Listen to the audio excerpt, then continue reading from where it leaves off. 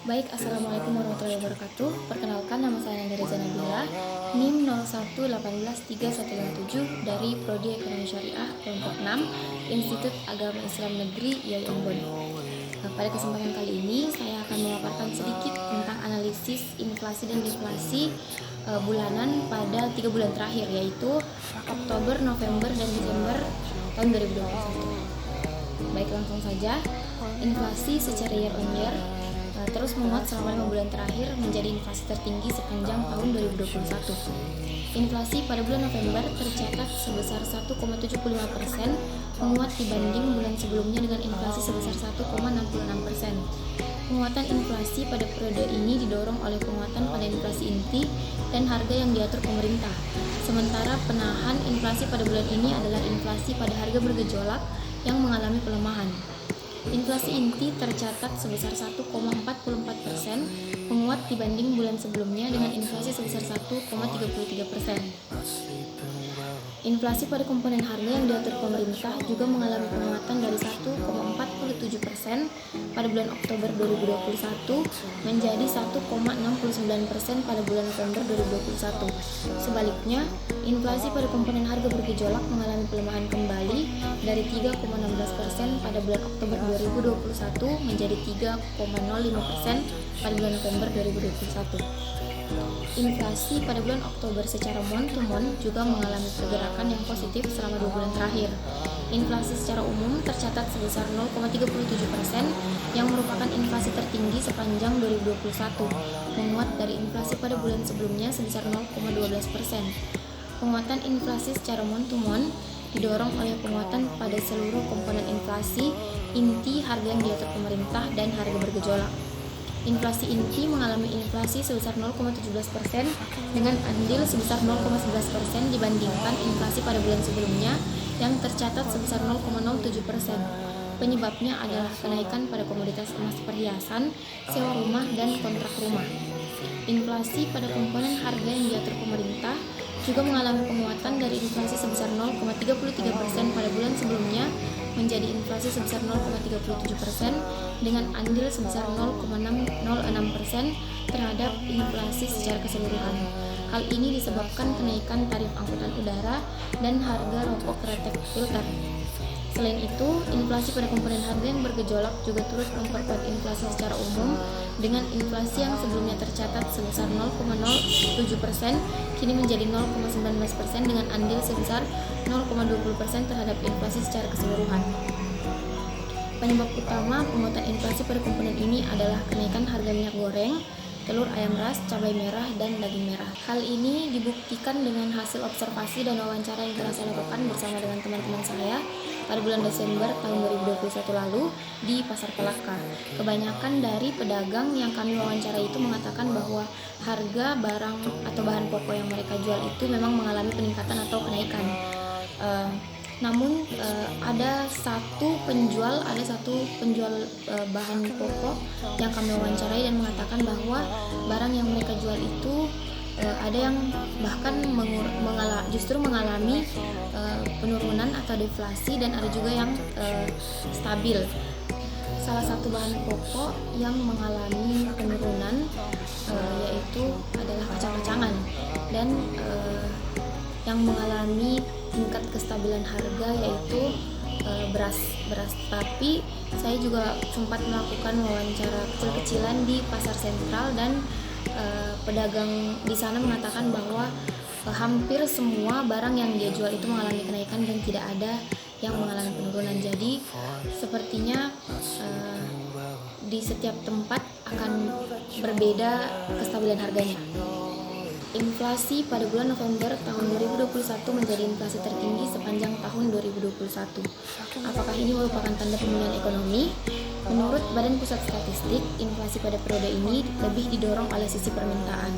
Kami mencatat seluruh kelompok pengeluaran mengalami inflasi, dengan 3 sektor memberikan andil cukup besar terhadap inflasi secara keseluruhan. Inflasi pada sektor makanan, minuman, dan tembakau sebesar 0,84% dengan andil sebesar 0,21% terhadap inflasi secara keseluruhan. Kenaikan inflasi pada sektor ini utamanya disebabkan kenaikan minyak goreng sebesar 0,08%, telur ayam ras dan cabai merah masing-masing sebesar 0,06%, serta daging ayam ras sebesar 0,02%. Sektor kedua transportasi yang mengalami inflasi sebesar 0,51% dengan andil sebesar 0,6%. Inflasi pada sektor ini disebabkan kenaikan tarif angkutan umum seiring dengan penurunan level keketatan PPKM atau pemberlakuan pembatasan kegiatan masyarakat. Sektor terakhir yang mengalami inflasi cukup signifikan adalah perumahan, air, listrik, dan bahan bakar rumah tangga sebesar 0,14% dengan andil 0,03% terhadap inflasi secara keseluruhan. Hal ini disebabkan kenaikan biaya sewa rumah dan kontrak dengan andil inflasi masing-masing sebesar 0,01%. Sektor lain yang mengalami inflasi adalah perawatan pribadi dan jasa lainnya sebesar 0,37%, perlengkapan, peralatan, dan pemeliharaan rumah tangga sebesar 0,35%, penyediaan makanan dan minuman ataupun restoran sebesar 0,22%, rekreasi, olahraga, dan budaya sebesar 0,18%, energi sebesar 0,01%, dan kesehatan sebesar 0,01%. Sementara sektor yang tidak mengalami kenaikan adalah informasi, komunikasi, dan jasa keuangan serta pendidikan. Berdasarkan harga perdagangan besar, pada bulan November 2021 tercatat kembali penguatan inflasi secara year on year maupun month to month. Inflasi pada harga perdagangan besar secara month to month pada November 2021 tercatat sebesar 0,32%. Angka ini menguat sebesar 0,13% poin dibandingkan inflasi pada bulan sebelumnya. Secara year on year, inflasi pada harga perdagangan besar tercatat sebesar 2,71%, melemah sebesar 0,16% poin dibandingkan dengan bulan sebelumnya. Terkait harga pada tingkat produsen, inflasi secara year on year pada kuartal 3 tahun 2021 meningkat signifikan dibandingkan dengan kuartal 2. Inflasi tercatat sebesar 7,25%, menguat 1,08%.